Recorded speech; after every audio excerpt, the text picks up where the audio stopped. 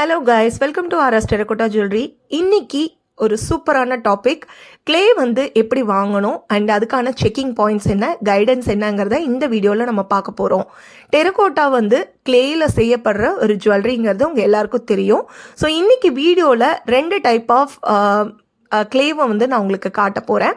அதில் என்னென்ன checking points, எப்படி வந்து ஒரு கிளேவை வாங்கணுங்கிறது தான் எக்ஸ்பிளைன் பண்ண போகிறேன். ஸோ இந்த கிளே பொறுத்த வரைக்கும் இது நல்லா ஃபுல்லாகவே வந்து ஹை குவாலிட்டி கிளேங்க.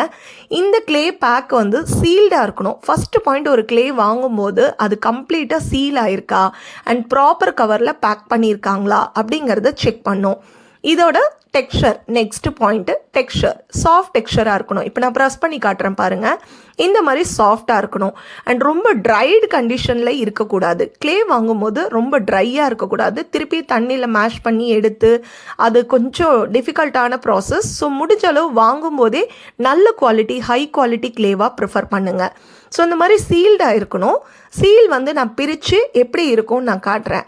ஏன்னா நம்ம டெரகோட்டா ஜுவல்லரி செய்யறதுக்கு முக்கியமாக கிளே தான் பேஸு. அது வந்து நல்ல குவாலிட்டியில் இருந்தால் தான் உங்களோட ஜுவல்லரி சூப்பராக இருக்கும். அதுவே வந்து குவாலிட்டியில் கொஞ்சம் மாய்ச்சராக இல்லை வேறு ஏதாவது ப்ராப்ளம் இருந்ததுன்னா உங்களோட அவுட்புட் வந்து ஃபெயிலியர் ஆகிறதுக்கான பாசிபிலிட்டிஸ் இருக்குது. இப்போ இந்த சீலை நான் பிரித்து இந்த கிளேவை நான் காட்டுறேன். இது வந்து நாங்கள் மேக் பண்ணுற கிளே. ஸோ வீட்டிலேருந்தே தயாரிக்கப்படுறது.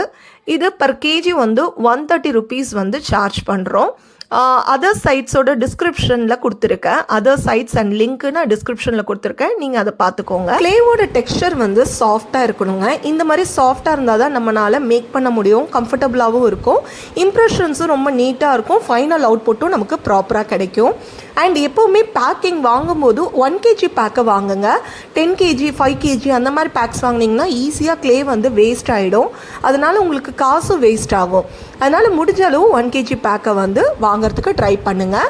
க்ளோஸ்டு கண்டிஷனில் யூஸ் பண்ணுங்கள். அதாவது ப்ராப்பராக க்ளோஸ் பண்ணி பர்டிகுலர் தேவையான அளவு கிளேவை மட்டும் எடுத்து யூஸ் பண்ணிட்டு பேலன்ஸை இந்த மாதிரி க்ளோஸ் பண்ணி வச்சுக்கோங்க. இல்லாட்டினா ஒரு ஏர்டைட் கண்டெய்னரில் போட்டு க்ளோஸ் பண்ணி வச்சுக்கலாம். இந்த கிளே வந்து நமக்கு யூசேஜ்க்கு ரொம்ப பர்ஃபெக்டான கிளே. ஸோ இதை வந்து நம்ம யூஸ் பண்ணும்போது நான் சொன்ன பாயிண்ட்ஸை மட்டும் நீங்கள் கன்சிடர் பண்ணிக்கோங்க. வாங்கும்போது நான் சொன்ன செக் பாயிண்ட்ஸ் எல்லாம் செக் பண்ணிக்கோங்க. நெக்ஸ்ட்டு நம்ம பார்க்க போகிறது வந்து அந்த கிளே பவுடர். இந்த கிளே பவுடர் பொறுத்த வரைக்கும் நமக்கு டெக்ஸ்சர் கொண்டு வரணும். அதாவது வாட்டர் ஆட் பண்ணிக்கணும். இது வந்து ஒரு சந்தன தூள் இருக்கும் இல்லையா, சந்தனம் நமக்கு எப்படி இருக்கும் பொடியாக, அதே மாதிரி இருக்கும். இதில் வந்து நம்ம தண்ணி ஆட் பண்ணி அந்த கிளேவோட, நான் ஃபஸ்ட்டு காமிச்ச கிளேவோட டெக்ஸ்சருக்கு கொண்டு வரணும். அண்ட் இது வந்து கன்சிஸ்டன்சி மிஸ் ஆயிடுச்சுன்னா ப்ராப்ளம். ப்ராப்பர் யூசேஜ்க்கு இந்த கிளே தான் பெஸ்ட் பவுடரை விட. இந்த வீடியோ கண்டிப்பாக உங்களுக்கு யூஸ்ஃபுல்லாக இருந்திருக்கும். இதே மாதிரி யூஸ்ஃபுல் வீடியோஸ்க்கு நம்ம சேனலை மறக்காமல் சப்ஸ்கிரைப் பண்ணிட்டு பெல் பட்டனை கிளிக் பண்ணிவிடுங்க. தேங்க்ஸ் ஃபார் வாட்சிங்.